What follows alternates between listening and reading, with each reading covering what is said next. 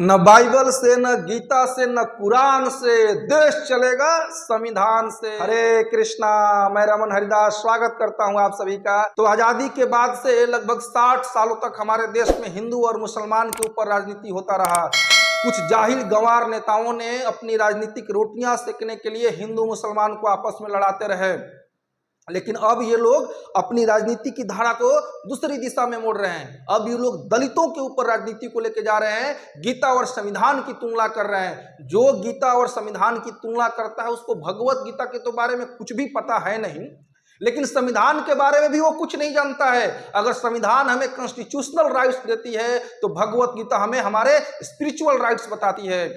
संविधान क्या सिखाता है कि हमें इस देश में कैसे देश की कानून व्यवस्था को बनाए रखने में मदद कर सकते हैं, कानून व्यवस्था को बनाए रख करके सुख शांति से अपना गुजारा कर सकते हैं। तो भगवत गीता सिखाती है कि कैसे हम इस भौतिक बंधनों को तोड़ करके सदा सदा के लिए प्रकृति के बंधनों से मुक्त हो सकते हैं और अपने शाश्वत जीवन को प्राप्त कर सकते हैं, अपने स्पिरिचुअल राइट्स को प्राप्त कर सकते हैं, अपने आध्यात्मिक चेतना को जागृत कर सकते हैं। संविधान एब्सोल्यूट ट्रुथ नहीं है, परम सत्य नहीं है। इसमें सैकड़ों संशोधन किए जा चुके हैं और आने वाले समय में सैकड़ों संशोधन किए जाएंगे, लेकिन भगवत गीता एब्सोल्यूट है, परम सत्य है। भगवत गीता में 700 श्लोक थे, 700 श्लोक हैं और 700 श्लोक सदा सदा के लिए रहेंगे। इसमें कोई बदलाव या कोई सुधार की गुंजाइश नहीं है, क्योंकि ये एब्सोल्यूट ट्रूथ है, परम सत्य है। मैं बाबा साहब भीमराव अंबेडकर साहब की बहुत इज्जत करता हूं। जिन परिस्थितियों में वो निकल करके आगे बढ़े और देश के लिए उन्होंने अपना योगदान दिया, वो सराहनीय है, वंदनीय है। लेकिन उनके नाम पे राजनीति रोटी सेकने वाले लोगों से यही निवेदन करना चाहेंगे कि आप बाबा साहब का प्रचार कीजिए, हमें कोई आपत्ति नहीं है ना।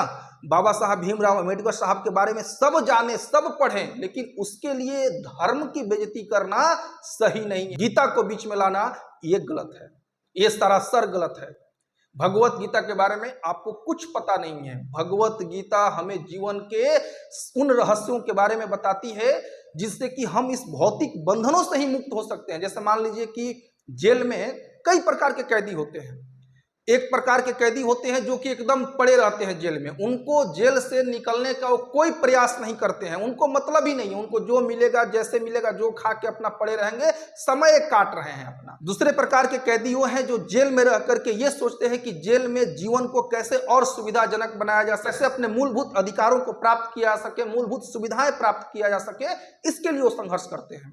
तीसरे प्रकार के कैदी हैं कि जो कि मूलभूत सुविधाओं के लिए संघर्ष करते हुए जेल से बाहर निकलने के लिए प्रयासरत हो, किसी भी तरह से अपने आचरण में सुधार करके किसी भी तरह से अपनी सजा को कम करा करके जेल से बाहर निकले, ये प्रयास रहता है उनका। उसी तरह से इस संसार रूपी जेल में भी 3 प्रकार के लोग रहते हैं।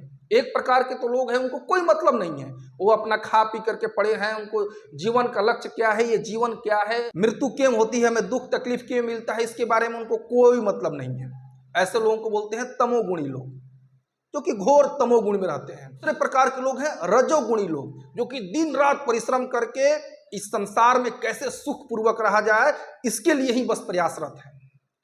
और तीसरे प्रकार के लोग वैसे हैं जो कि संसार में रहते हुए ये सोचते हैं कि कैसे इस संसार रूपी जेल से, इस भौतिक प्रकृति के बंधन से मुक्त हुआ जाए, कैसे परम शाश्वत जीवन को प्राप्त किया जाए, परम धाम को प्राप्त किया जाए। तो 3 प्रकार के लोग होते हैं। उसी तरह से ये जो हमारा जो शरीर है ये भी 3 तरह के बना हुआ है। एक है ग्रॉस बॉडी, जिसे हम अपनी आंखों से देख सकते हैं, जो कि पृथ्वी, जल, वायु, अग्नि, आकाश 5 तत्वों से बना हुआ है।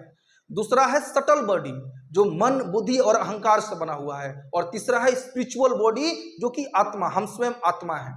तो जो संविधान है वो हमारे ग्रॉस बॉडी की रक्षा करता है, हमारे अधिकारों की रक्षा करता है, कानून व्यवस्था को कैसे बनाए रखा जाए इसकी बातें करता है। लेकिन सिर्फ इतना ही से काम नहीं चलेगा, मन को कैसे सही रखना है, अपने मन को कैसे शांत रखना है, ये संविधान बात नहीं करती। ये बात करती है भगवत गीता की, अपने मन को कैसे कंट्रोल करे। भगवत गीता बात ही नहीं करती है कि देश को कैसे चलाएं। इसलिए जो ये बोलता है कि ये देश न तो बाइबल से चलेगा, न गीता से, न कुरान से, देश चलेगा संविधान से, इस पे हंसी आती है। बहुत बड़ा मूर्ख है वो। उसको पता ही नहीं कि गीता में देश कैसे चलाया जाए, ये भगवान बताए ही नहीं है।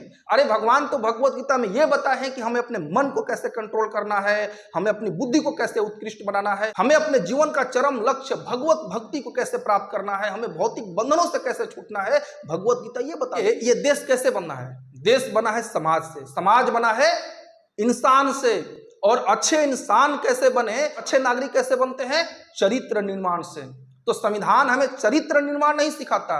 चरित्र निर्माण हमारा तभी होगा जब हम भगवत गीता की शरण ग्रहण करेंगे। संविधान से हमें हमारे अधिकार तो मिल जाएंगे, हालांकि वो भी अधिकार कितने मुश्किल से मिलते हैं आप सबको पता है कि देश में 20-20 साल से केस चल रहा है, कोई निर्णय नहीं होता है। तो कितना हमारा संविधान स्ट्रांग है, इस पर हम बात करना नहीं चाहेंगे, क्योंकि कई देशों से यह संविधान लिया गया है। कई लोगों को लगता है ना कि हम ऑथोरिटी क्यों माने, हम भगवत गीता में भगवान के उपदेश को क्यों माने, जो भगवान कहे हम क्यों माने, यानी हम स्वतंत्र रहना चाहते हैं। लेकिन वो मूर्ख हैं। इस भौतिक संसार में कोई भी व्यक्ति स्वतंत्र नहीं है। व्यक्ति की बात छोड़ दीजिए, कोई भी जीव स्वतंत्र नहीं है। चींटी से लेकर के ब्रह्मा जी तक सब लोग भौतिक प्रकृति के नियमों से बंधे हुए हैं। जो ये सोचता है ना कि हम स्वतंत्र हैं, हम जो मन में आएगा सो करेंगे, हम क्यों भगवत गीता को माने, क्यों भगवान की बात माने, बहुत बड़ा मूर्ख है वो। तो जब कोई ऐसे बोल सकता है, कोई ऐसे भी तो सोच सकता है कि 70 साल पहले लिखे गए संविधान को हम क्यों माने, जो इंसान के द्वारा लिखा गया था। तो भगवत गीता और संविधान में कभी भूल करके भी हमें तुलना करने का प्रयास नहीं करना चाहिए। भगवत गीता है, हम संविधान की बुराई नहीं करते। बाबा भीमराव अम्बेडकर साहब को प्रणाम करते हैं कि जिस परिस्थितियों में उन्होंने देश के लिए योगदान किया वो सराहनीय है, वंदनीय है। लेकिन संविधान और गीता के नाम पे और बाबा साहब और गीता के नाम पर अपनी राजनीति रोटी सेकने वाले मक्कार और गद्दार नेताओं की हम भर्त्सना करते हैं। तुमको राजनीति में आगे बढ़ना है, अच्छे से बढ़ो, शुभकामनाएं हैं हमारी, लेकिन गीता और संविधान की तुलना मत करो, क्योंकि ये दोनों तुलना करने के लिए हैं ही नहीं। गीता और संविधान में कभी तुलना हो ही नहीं सकती। गीता एब्सोल्यूट है। हमारे संविधान में कितने बार संशोधन हो चुके हैं और कई एक बार होंगे। तो बेसिकली मैं यही कहना चाह रहा था कि अभी इलेक्शन आने वाला है और ये लोग राजनीतिक रोटियां सेकने वाले अपनी ताक में हैं। ये लोग हमें आपस में लड़ा करके आलतू फालतू तुलना करके ये अपनी राजनीतिक रोटियां सेक करके चले जाएंगे। लेकिन हमें सावधान रहना है इन गद्दार मक्कार नेताओं से, राजनीतिक रोटियां सेकने वालों से, क्योंकि अगर कोई चाहता कि दलितों का भलाई हो या कोई चाहे कि इसकी भलाई हो, उसकी भलाई हो, तो उसके लिए कार्य करता हो, दिल लगा के कार्य करेगा, मन लगा के कार्य करेगा, न कि संविधान और गीता की तुलना करते रहेगा और लोगों को भड़काते रहेगा, लोगों की भावनाओं को ठेस पहुंचाते रहेगा। आगे बढ़ना है, राजनीतिक क्षेत्र में बढ़िए, कोई दिक्कत नहीं है, लेकिन हमारी धार्मिक भावनाओं को आहत करके नहीं। हरे कृष्णा।